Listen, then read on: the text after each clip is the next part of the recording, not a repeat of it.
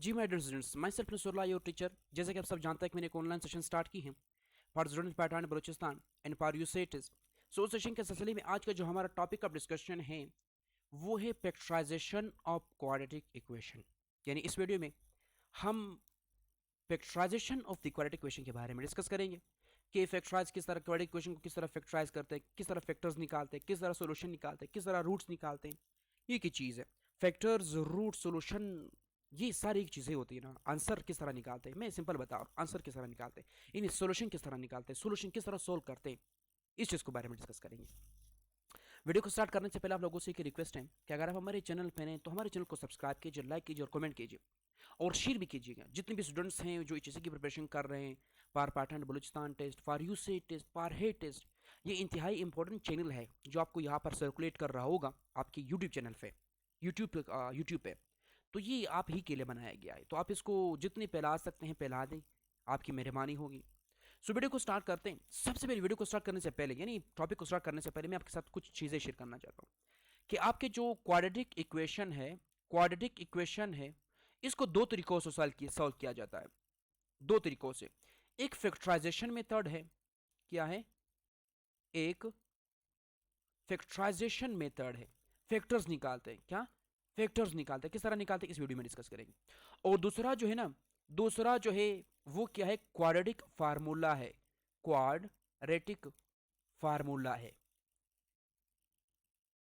अब ये दोनों जो है ना, दोनों मेथड, एक क्वाड्रेटिक फार्मूला, एक फैक्टराइजेशन मेथड, ये दोनों जो है किसी भी क्वाड्रेटिक इक्वेशन को सॉल्व करने के लिए इस्तेमाल किया जाता है।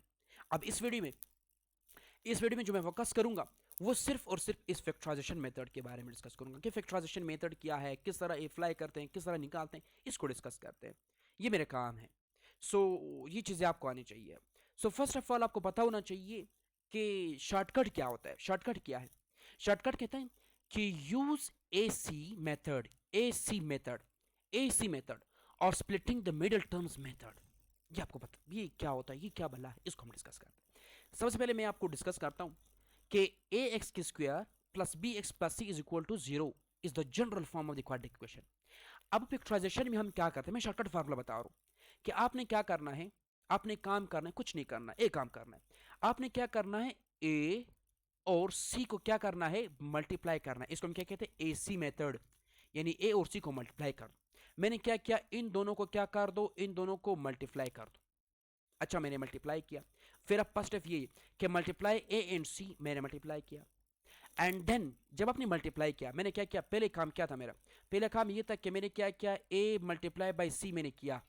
Is it clear? पहला काम ये था। उसके बाद दो ऐसी नंबर फाइंड कर दो। अब ये काम आपने किया ना, इसी को मल्टीप्लाई कर दिया। अच्छा, जो आंसर आया ना, जो भी आंसर आया इज इक्वल टू डी। अब आपका साथ डी आया, जो भी हमारे पास आंसर है, ए सी को मल्टीप्लाई कर दिया, आपके साथ में लेट कर दो, डी आया, नहीं कोई भी नंबर आया। अब ने क्या करना है, दो ऐसे नंबर फाइंड कर दो। दो ऐसे नंबर फाइंड कर दो। अब मैं क्या करता हूं, दो ऐसे नंबर फाइंड करता हूं। आपको समझ नहीं आ रहा है, समझने की कोशिश कीजिएगा।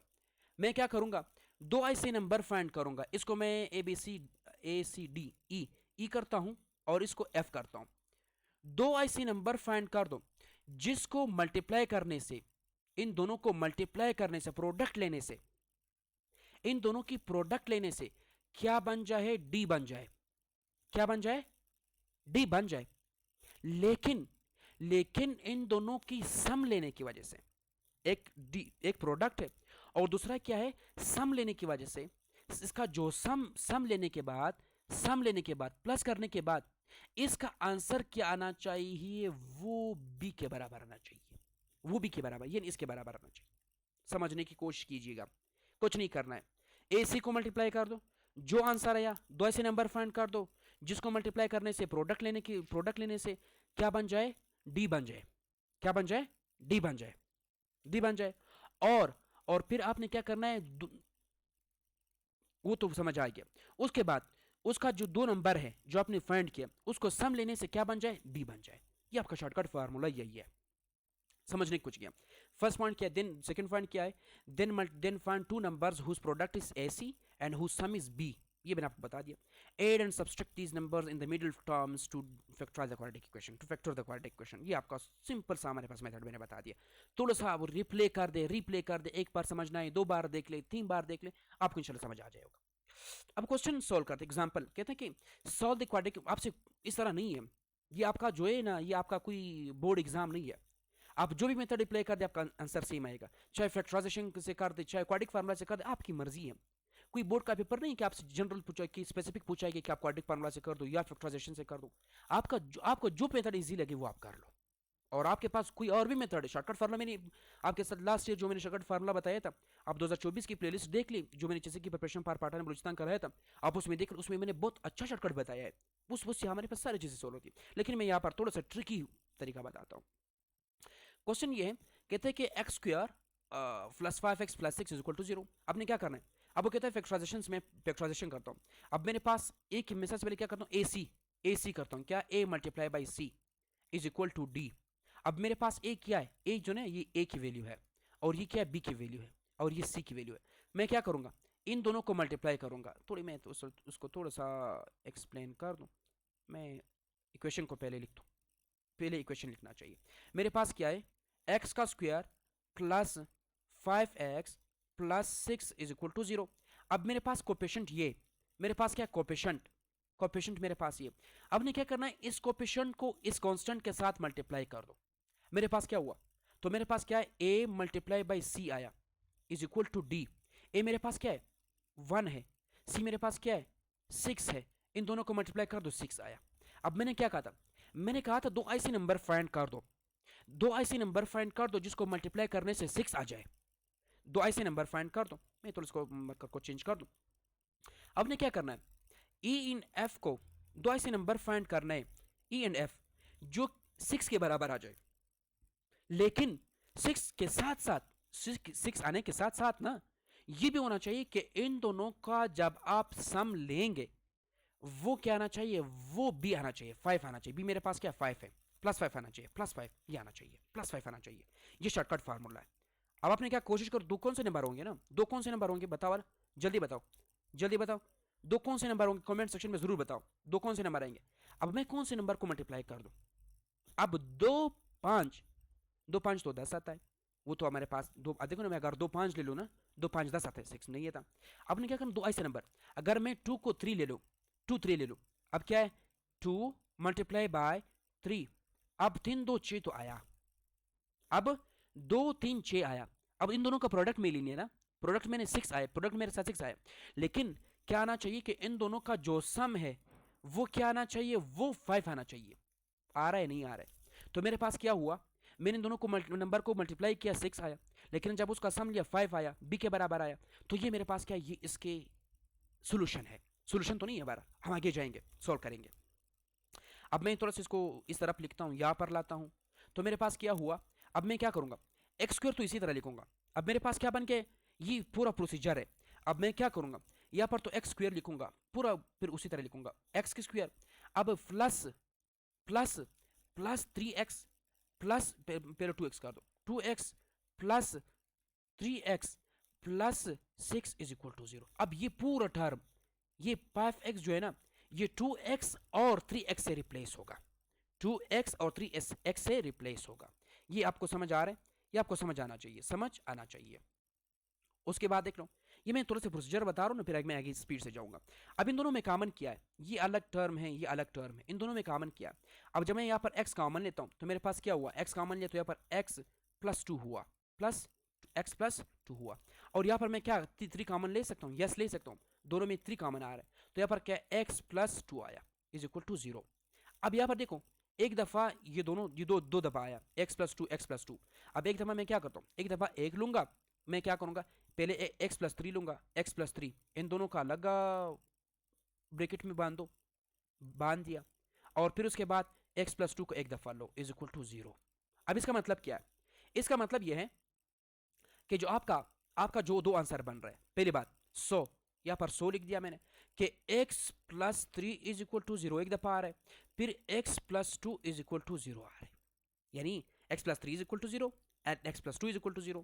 अब यहाँ पर देखो ना, यहाँ पर x क्या है, यहाँ पर ये क्या है 3 जो है ना, 3 जो है ना यहाँ पर जब शिफ्ट करूंगा तो ये -3 हो जाएगा, ये -3 आया।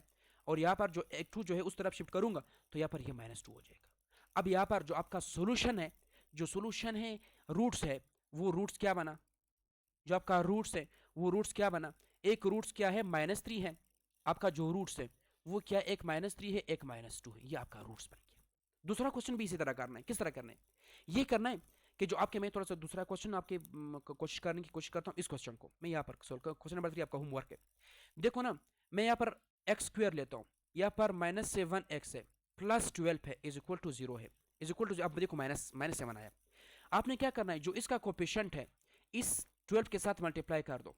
मैंने क्या किया, यानी ए सी को मल्टीप्लाई किया, वो क्या है, डी आया। यानी मेरे पास क्या है, 1 multiply by 12 is equal to 12 आया। अब दो ऐसे नंबर, यानी जो आपका ई एंड एफ है वो क्या आना चाहिए, वो 12 के बराबर आना चाहिए। क्या 12 के बराबर आना चाहिए, यानी दो ऐसे नंबर को मल्टीप्लाई करने से, दो ऐसे नंबर फाइंड करना है जिसको मल्टीप्लाई करने से 12 आ जाए, लेकिन उसको सम, यानी सम करने से, ई एंड एफ को सम करने से वो क्या आना चाहिए, -7 आना चाहिए। क्या -7, ये क्या आना चाहिए, -7 आना चाहिए। ये आपको थोड़ी सी समझने की कोशिश कीजिएगा। अब दो कौन से नंबर होंगे ना जिसको मल्टीप्लाई करने से ये आ जाए और सम करने से -7 आ जाए, ये थोड़ी सी ट्रिकी पॉइंट है। सो हमारे पास मैं कौन से नंबर ले लूं, अब देखो ना, 3 4 12, अब दो ऐसे नंबर है, 3 4 12 तो आ रहे, यानी 3 मल्टीप्लाई बाई 4 मैंने लिया इज इक्वल टू 12 आ रहा है। लेकिन जब इन दोनों को मैं सम करता हूं, क्या ये -7 आ रहे हैं। अब ना, अगर मैं इसको सम कर दूं, 3 + 4 इज इक्वल टू, ये तो 7 आया, लेकिन ये माइनस में है ना, ये किस चीज में, ये माइनस में, ये प्लस में है, तो आंसर मेरे पास करेक्ट नहीं है।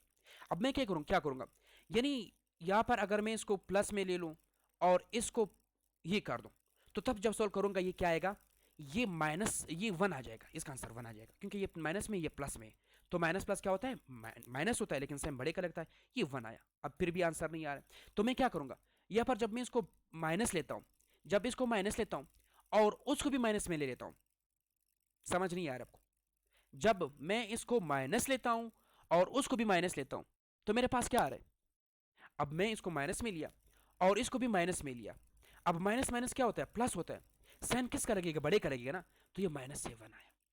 अब देखो ना, एक काम हो गया कि मेरे पास एक, अब आपके साथ पूरा जो ये टर्म है, -7 किस चीज से रिप्लेस होगा, एक -3x से रिप्लेस होगा, और दूसरा क्या होगा, एक -7x से रिप्लेस होगा, -7x से रिप्लेस होगा।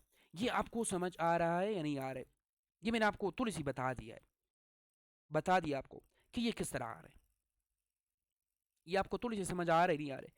अब अपने आगे आपने खुद करना है, आगे आपने खुद करना है कि आप किस तरह अपने पॉइंट करना है, किस तरह सोल्व करना है, आपका अपना काम है। क्वेश्चन नंबर 3 आपका होमवर्क है, वही काम करना है कि पहले कोएफिशिएंट एज ए को सी के साथ मल्टीप्लाई कर दो, क्या आंसर आ रहा है, फिर हमारे पास क्या कर, दो ऐसे नंबर फाइंड करने जिसको मल्टीप्लाई करने से वो आ जाए, और आप प्लस सॉरी माइनस प्लस करने से आपके क्या आ जाए, बी आ जाए, तब हमारे पास ये किस तरह के आंसर आते हैं, ये आपने खुद करना है, ये आपका होमवर्क है।